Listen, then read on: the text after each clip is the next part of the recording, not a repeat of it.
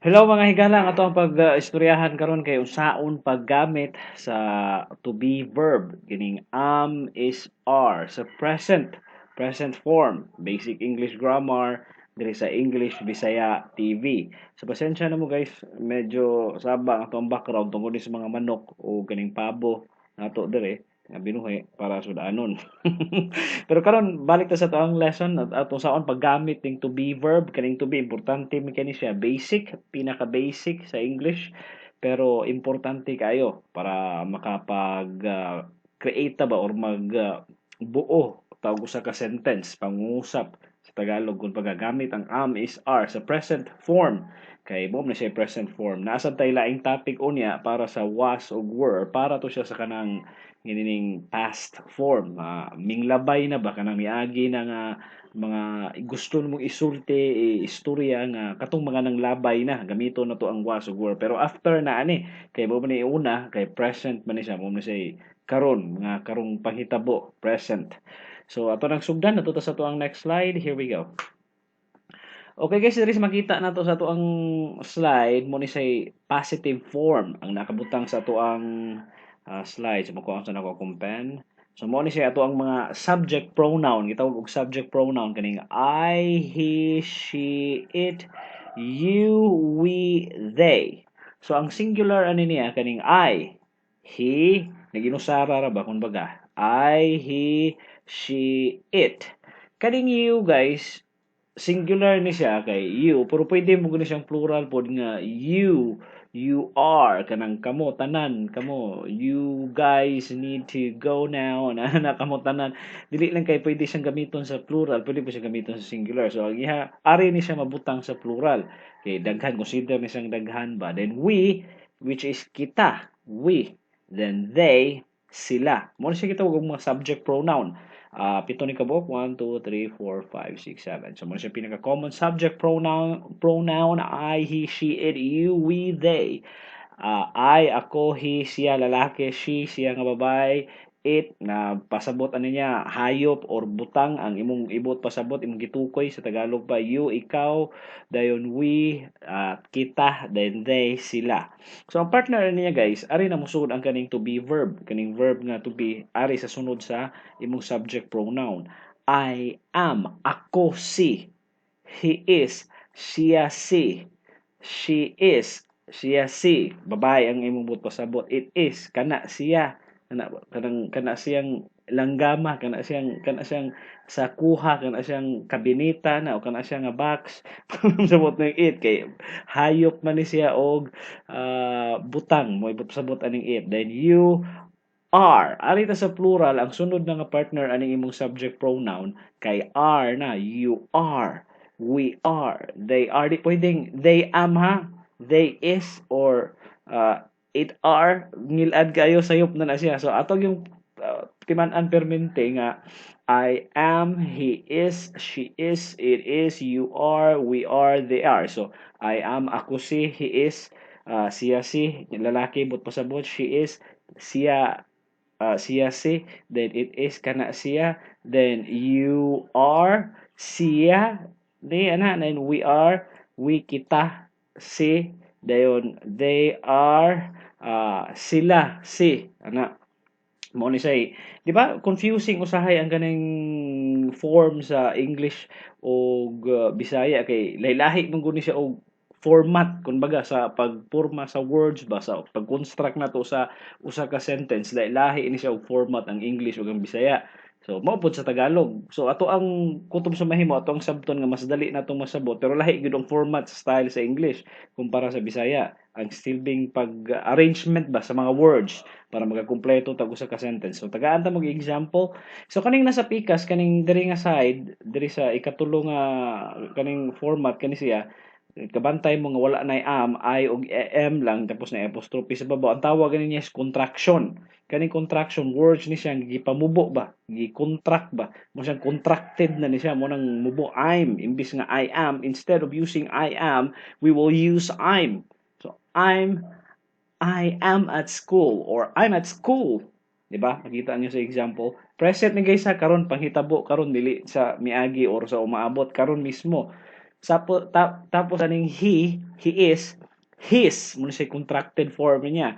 He is in the park. Muna siya standard nga pag istorya ano niya, paggamit ani niya nga sentence. Pero sa kanang mga native English speaker, para sa nang mga sa Amerikano, mga British, ng Australians, or Canadians, di na sila mo gamit aning ingon ani ang ilang gamiton kaninang contracted form kay kanang mo naman ni silbing na anda nila i-contracted na ang kanang form ba pero pwede man gud gamito nimo kaning dili contracted form kaning normal nga format he is I am pero mas nindot man gud paminawon tong mura kag native speaker mga istorya so katong contracted form atong gamiton so padayon na to she is reading a book basa siya og libro then it is a pet so kana siya pet na iro ba na siya o iring unsa imong pasabot you are contracted form so you are in the living room or you're in the living room huh where are you where is she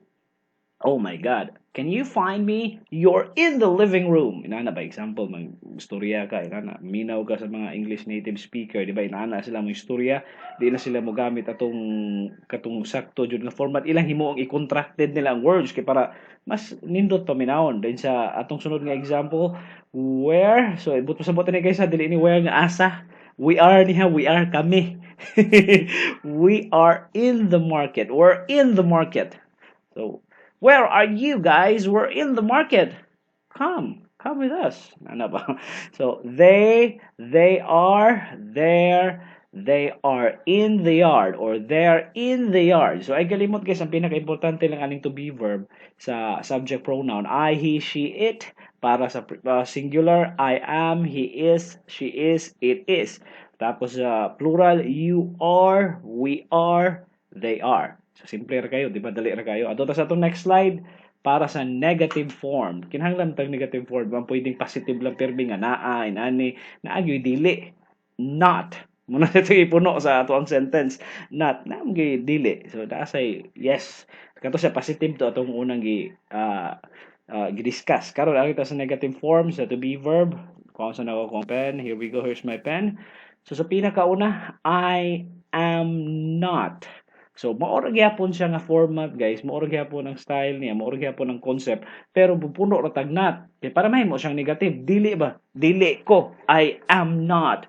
I am not at school. I'm not at school. Wala ko sa eskwelahan. Na, dili, wala ko diha. Na, siya negative form. He is not. He's not in the park. Wala siya sa park karon. He's not. Di ba, usay? Kanang confusing, pwede siyang dili, pwede siyang wala. Pero sa ato ang pinaka sabot ali sa Bisaya, lahi man gud ang format mo na ato himong wala siya sa park. He is not in the park.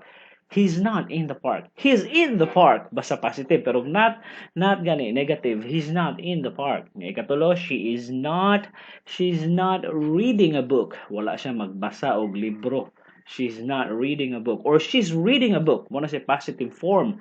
Ani nga to ang example. Tapos sa ikaupat, it's not a pet. So dili na siya pet, kana siya makahilo na or sa makamatay ba na kanang paras anang tiger, dili man na siya pet kay ngano delikado bi ana imo na himong pet. So it's not a pet. It's a tiger. It's very dangerous. Kana delikado kayo, di ba? And then sa plural, you are not or you're not in the living room. Wala ka sa living room. Wala ka di sa sala, Silbi ba? Sala, sa sala si mong balay. And then we are not kita, wala ta. We're not in the market. Wala ta sa merkado. We're not in the market. We're in the church. Example lang ba? Muna siya, negative form. And then last, anato nga example, they are not, dili sila, they're not in the yard. Wala sila sa yard. Dili kay ingon dili sila, wala sila sa yard. So ay mo ka confuse sa tong dili o wala. Ang pinaka focus na to is wala sila. Wala ko, I'm not in the school. I'm not at school. Wala ko sa eskwelahan. He's not in the park. Wala siya sa park. She's not reading a book. Wala siya magbasa og libro. It's not a pet. So dili na siya pet. It's a pet. Pwede ko imo i-positive form. Pero mao ni siya negative form. Man naman atong positive form ganina. Maoro man gyapon ni siya ato alang gipun-an og not para mahimo siyang negative form. So inana ra gyapon ka simple guys. Mo man ana nato basta sa subject pronoun I, he, she, it para sa singular I am, he is, she is, it is. Sa plural form you are, we are, they are. So simple ra kay di ba? Karon proceed ta ato ta sa question form sa interrogative form. So karon ang question form baliktad na, balihon ra nimo. Imbes nga I am, mahimo na siyang am I? Ako ba? Am I? Is he? Is she? Is it? Are you? Are we? Are they? So mao ra gyapon guys ang ato ang lesson, the same ra gyapon siya. Ang subject pronoun na to nga I, he, she, it, you, we, they, ato arang gibalig, iuna ra nato ang katuang to be verb which is nga present nga to be verb. Example, am I? Is he? Is she? Is it? Are you? Are we?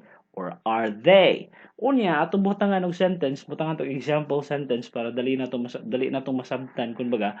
Am I speaking English well? Sakto ba? Maayo ba akong pag-istorya sa English? Am I speaking English well? Maayo na ba akong mag-English? Mo na siya. Is he in the park? Naa ba siya sa park karon? He's not in the park, di ba? Negative form. So magbalik-balik ra na siya, guys. Magsumpay-sumpay ra na siya. Imo na siyang balihon in case nga musud na ta ning interrogative form, kining question form sa English. Gamit na kaning to be verb. So, proceed ta. Padayon ta, kumbaga, I mean, sa atong example. Is she busy? Busy ba siya? I don't think so. She is not busy or she's not busy or she is busy. Na, di ba? Positive, negative, then interrogative. So, dimple na kayo. Gatuyok-tuyok na. Dali ra kayo sa Samton. Is it a cat? No, it's not. It's a tiger. Di ba? Di ba? Simple na kayo. And then, are you correct? Sakto ba ka? Are we ready? Ready na ba ta? Are they the same? Di ba? Di ba pwedeng they are ready? O we are ready? Pwede siya pa, depende sa sitwasyon, but ang pinaka commonly used nga format sa pag-construct sa usa ka sentence mao ni siya ato ang sundon kay mao ni siya format ng nagibutang sa libro mo atong sundon. So again, I speaking English well? Is he in the park? Is she busy? Is it a cat? Are you correct? Are we ready?